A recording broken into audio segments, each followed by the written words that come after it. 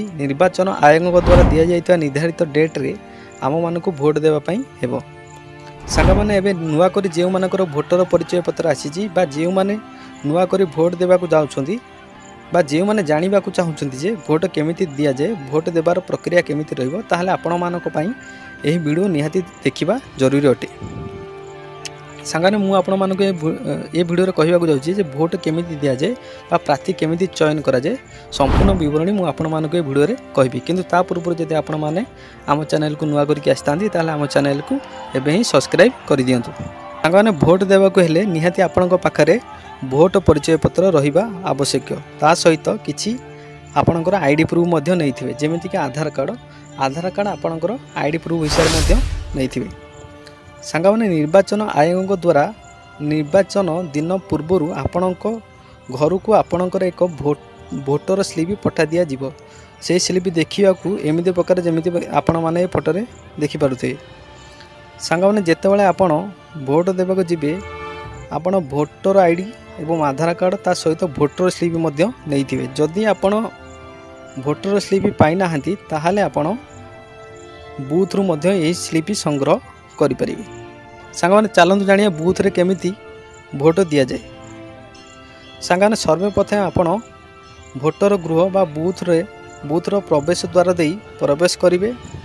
Booth को प्रवेश कला परे देखिए 3 जन पोलिंग ऑफिसर बसी जमीक प्रथम पोलिंग ऑफिसर द्वितीय पोलिंग ऑफिसर एवं तृतीय पोलिंग ऑफिसर। सर्वप्रथम आपण प्रथम पोलिंग ऑफिसर पाखक जीवे प्रथम पोलिंग ऑफिसर को तुम भोटर परिचय पत्र देवे। प्रथम पोलिंग ऑफिसर तुम भोटर परिचय पत्र को भल भाव में जांच करी भोटर लिस्ट रे तुम नाम अच्छी ना नहीं देखिए एवं भोटर लिस्ट रे तुम नाम थिले तुम नाम एवं क्रमिक संख्या को मार्किंग करी द्वितीय पोलिंग ऑफिसर पाखक पठाइबे। द्वितीय पोलिंग ऑफिसर तुम क्रमिक संख्या एवं तुम केते प्रकार परिचय पत्र आनीछ ताहा लेखि तुम एक सिग्नेचर नेबे किंवा टिप चिन्ह नेबे एवं तुम बाम हाथर बिसी आंगुठी एक अलिभा काली लगेबे।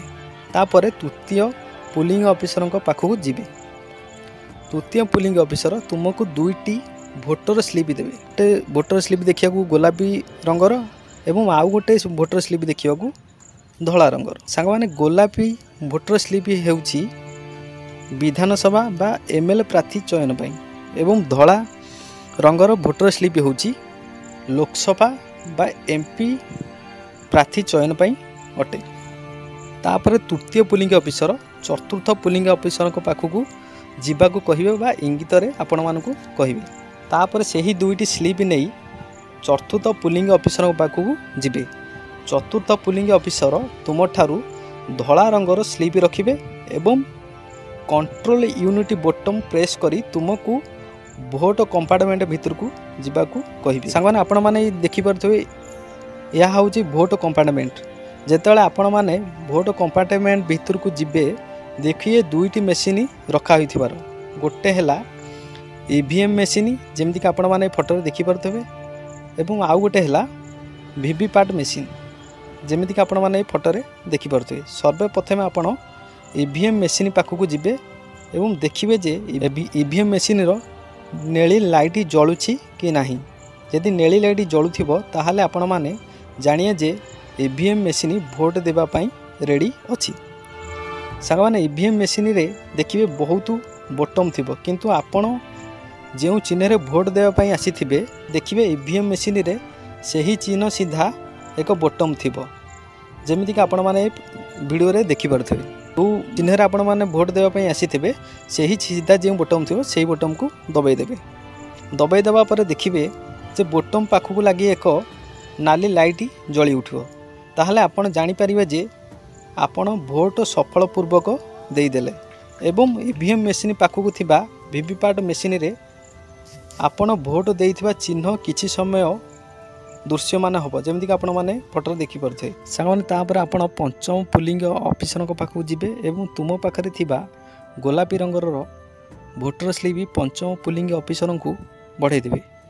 पंचम पोलिंग ऑफिसर तुम ठारू गोलापी रंगर स्लिप रखी तुमको लोकसभा भोटिंग कंपार्टमेंट भितर को जीवाई कहे सांगे मु आपण मानू जमी पूर्वर कही कि धला स्लीप नहीं जमी आपण मैंने एमपी बा लोकसभा प्रार्थी को जमी चयन करते सेमिति प्रकार ये गोलाप स्लीप दे आपण मैंने भोट कंपार्टमेंट भितर को जाई ईवीएम मेसीन रे एमएलए बा विधानसभा प्रार्थी को चयन करें सांग मैंने मोर आशा आपण मानक ये भिडियो निश्चित भाव में भल लगी जदि आपण मानक आमर ये भिडियो भल लगी थाए ताले निश्चित भाव में आम भिडियो को लाइक करूँ सांग मैंने रहिलु जय जगन्नाथ।